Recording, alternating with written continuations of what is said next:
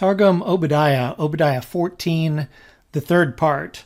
So in this video, I'd like to focus upon this word.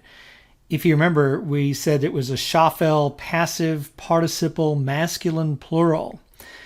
Now, when we read biblical Aramaic, we didn't see too many shafels, but we already found out that the Aramaic use of shafel, it's limited to certain lexical items.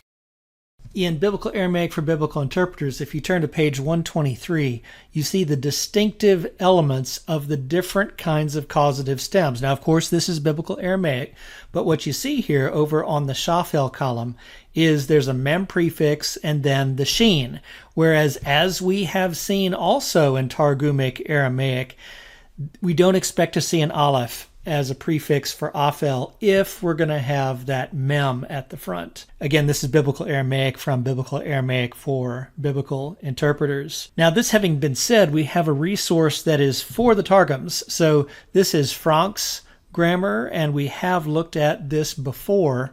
The fact that it not only covers Targum Onkelos, but also later Aramaic, the Gemara, means that one must use this resource with caution.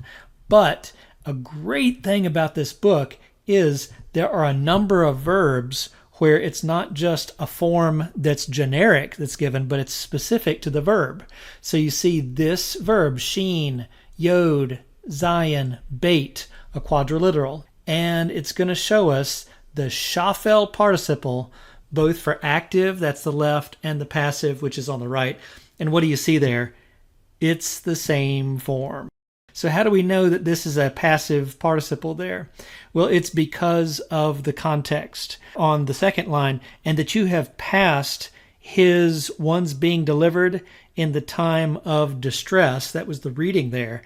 It just doesn't make sense, and you have passed his ones delivering in the time of distress. So the picture here is of Edom's crimes and how they did not come to assist Jacob in the time of his distress. So the fugitives, line 1, and now these ones being delivered, line 2. So an interesting encounter with a form we did not see, a shafel passive participle, especially masculine plural, in Biblical Aramaic. Let's continue reading now in Targum Obadiah.